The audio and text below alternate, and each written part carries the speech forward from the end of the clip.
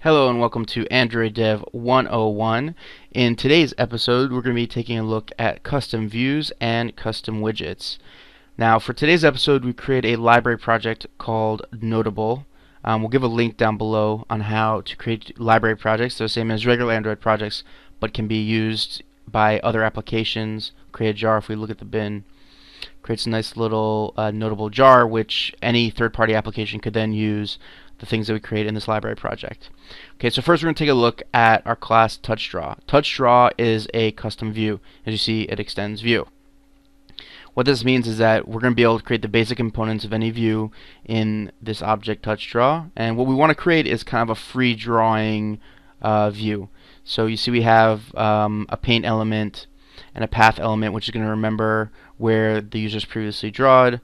We have a few default constructors, very similar to the constructors of a regular view, receiving the same elements. You see we call the super constructor for view in those, nothing too exciting there.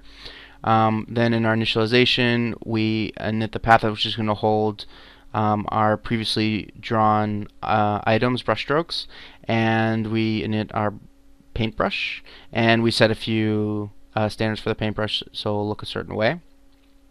Now, whenever our onDraw is called for our view, this is called by whoever holds this view. Whenever something needs to be redrawn, we'll simply take the canvas which is given to us. We're not going to get too deep into all the elements here, but you can definitely research them more to see how they work inside Android.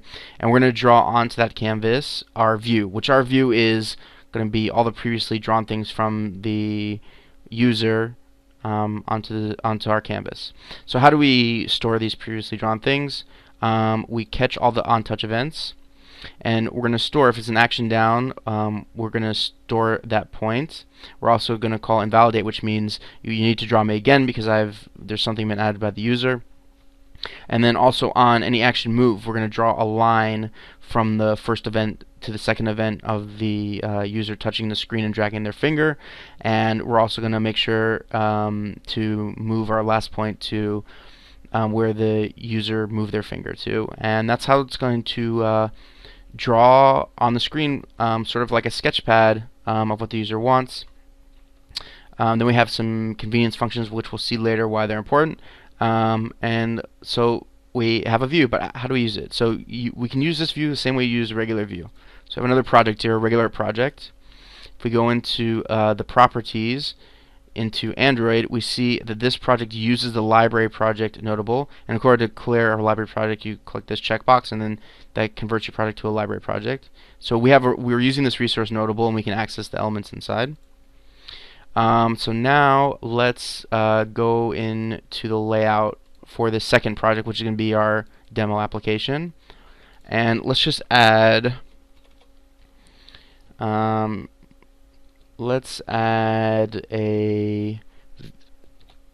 TouchDraw view here. So we have to add the full class path. As you see, it already auto-completes for us.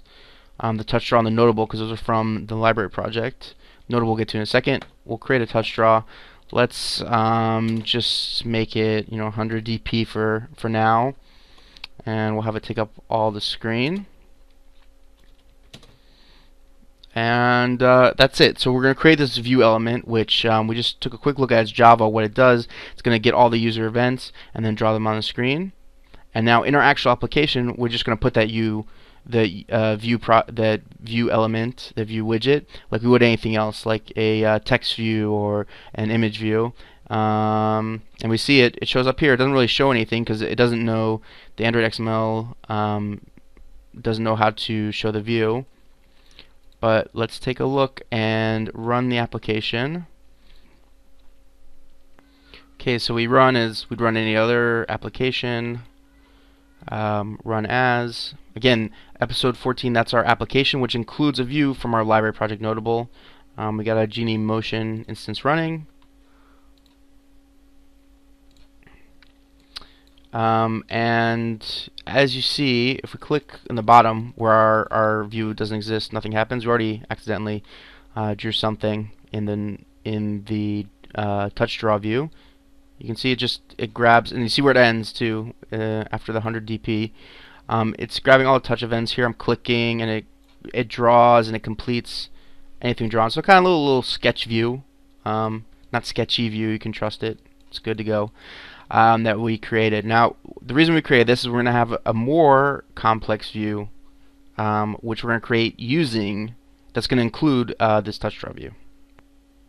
Okay, so we created this touch draw view, which derives from Vue. It's a completely new view, as far as I know, it hasn't been included in the Android SDK yet. And all it simply does is it grabs touch events, it saves them in the memory, and then uses that to draw itself a little etch-a-sketchy, likey, viewy. So now we're going to use that touch draw to create a new view called Notable. Now we open Notable, we notice that it extends relative layout.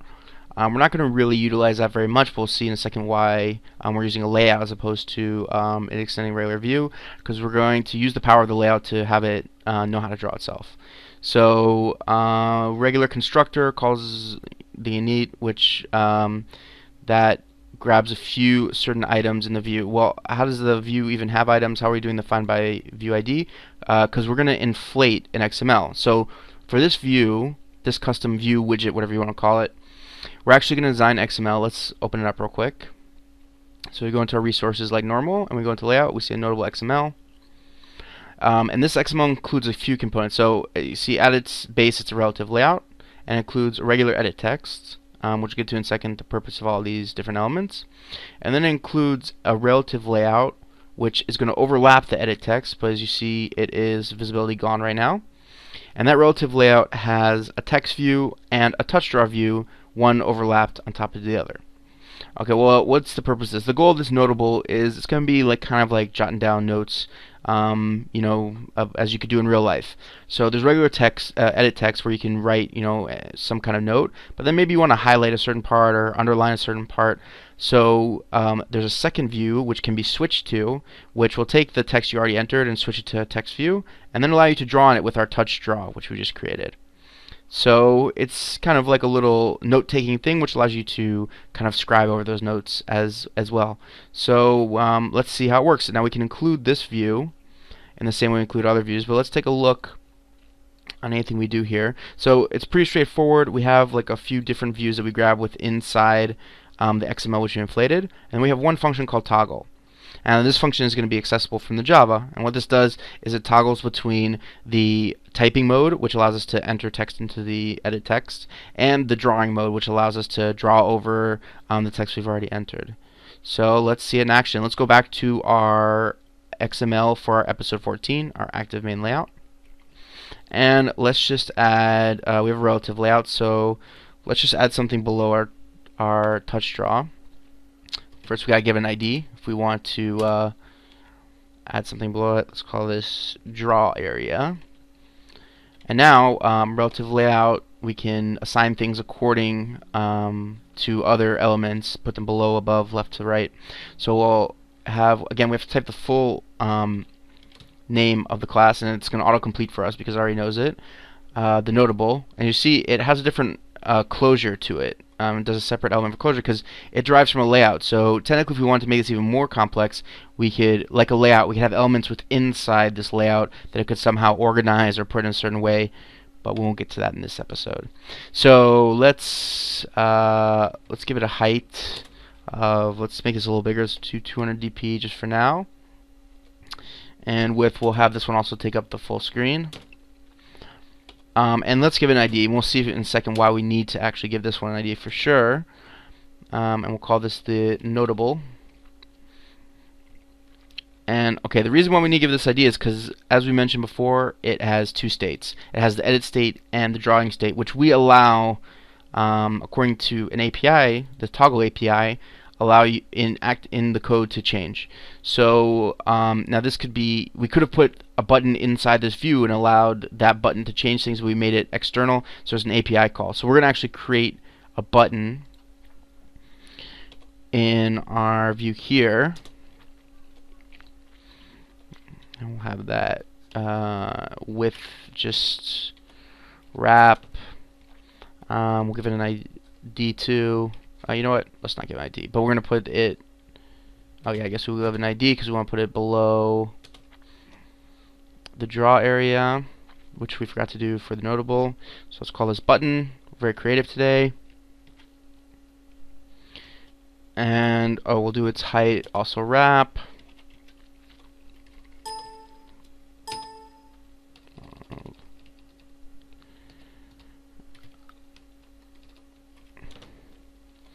Okay, also wrap. Okay, now we get to the part where we put things in a certain order in relative layout. So we want this to be below the draw area. So by giving it this parameter below, it knows whenever the drawing area finishes, which is our touch draw, it's going to put the button.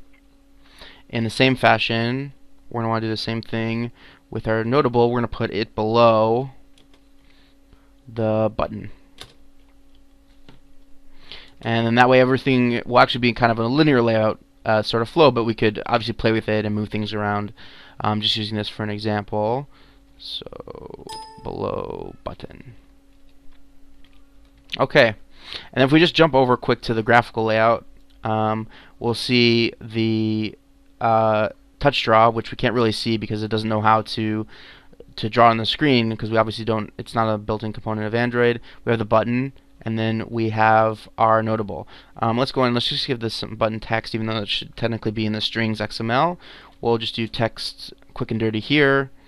Toggle, so we remember what it was for. Okay, great. Now we do have to implement a function to tell our notable layout to switch. So let's give it an on-click of, let's see, I think we already have a function set up in the main activity, change mode. So change mode, our change mode function, when we click the button, it will call change mode, and change mode will tell the notable to switch from enter text to draw. And now we have to realize our change mode. So first, there's a few things we have to do. We have to grab this notable.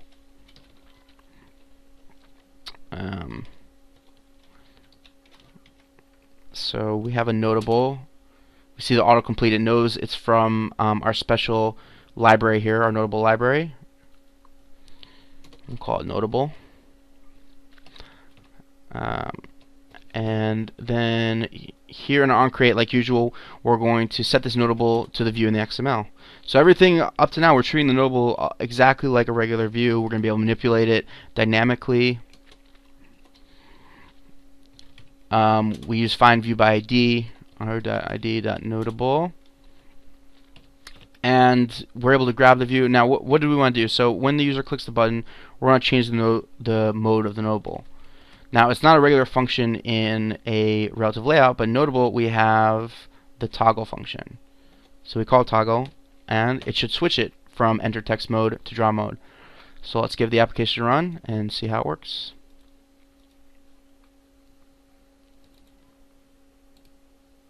Okay, so we see our toggle button, our enter text, it grabbed focus.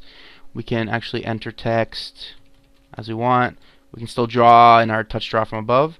And then we click toggle, we'll see it switches to text view. And we can even like highlight, let's say, oh, that's a mistake. There's not supposed to be two E's there. But let's toggle back, we want to keep typing. Toggle again, oh, two T's, we don't like that. So we can switch back and forth. These are both custom views, which are really easy to create in our library project, and you can use them in your own projects. You can find the code and other links in the description down below. And if you have any other requests for future projects, please leave them in the comments.